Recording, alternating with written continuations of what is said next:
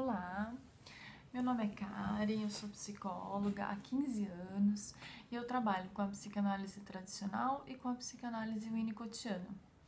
Eu me formei na Unesp, eu fiz o mestrado e o doutorado também lá.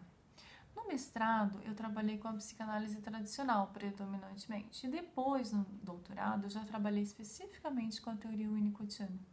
E desde então, eu venho trabalhando com essa teoria na minha prática. Eu sou professora na graduação em psicologia e eu também trabalho no consultório com psicoterapia de adultos e adolescentes, supervisão clínica e grupo de estudos. Hoje eu quero convidar você para participar de um grupo de estudos na Harmony. Então eu queria conversar um pouquinho com você sobre o porquê que seria interessante a gente estudar o Winnicott, de que maneira ele nos ajuda na nossa prática clínica. É isso que eu quero conversar um pouquinho hoje com você. No dia a dia da sua atuação profissional, eu imagino que você se faça algumas perguntas. Por exemplo, qual seria o diagnóstico desse paciente?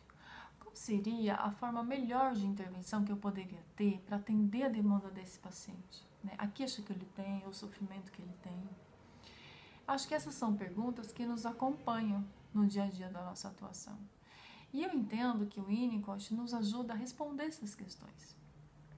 O Winnicott vai dizer pra gente que para que a gente tenha uma vida emocional saudável, um bom desenvolvimento emocional, e desenvolvimento emocional para o Winnicott não é somente a ausência de sintoma ou de psicopatologia, mas é de fato a gente poder ter uma vida que é criativa, que vale a pena ser vivida e que a gente desenvolve de fato todo o nosso potencial.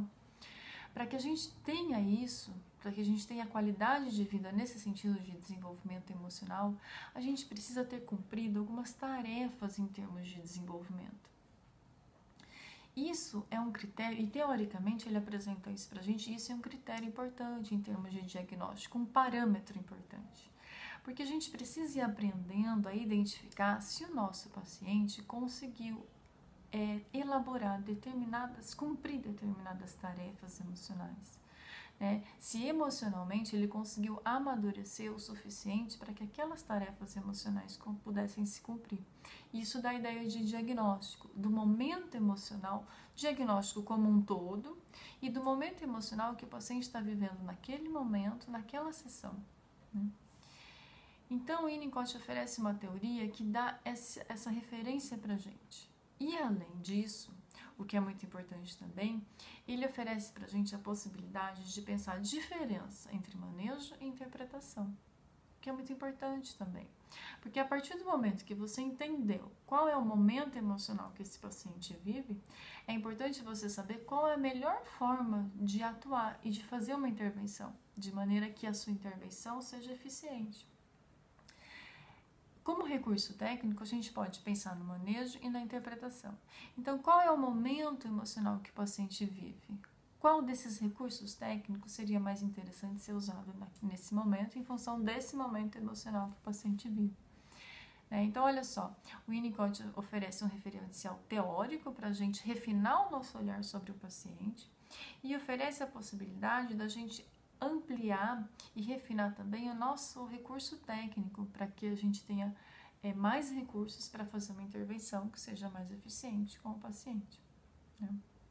Então essas são algumas ideias que a gente tem e que eu gostaria de poder apresentar de maneira mais profunda e mais detalhada para você. E essa é uma parte da teoria winnicottiana que ajuda muito a gente na clínica. E eu acho que com o tempo, conforme você vai estudando o Winnicott, você vai vendo como ele vai oferecendo recursos para que o nosso atendimento possa ser melhor. Então eu queria deixar aqui esse convite para você vir conhecer e participar do grupo de estudos de Winnicott que eu vou oferecer aqui na Harmony. Ele vai acontecer todas as sextas-feiras de manhã, e ele tem início no dia 2 de agosto.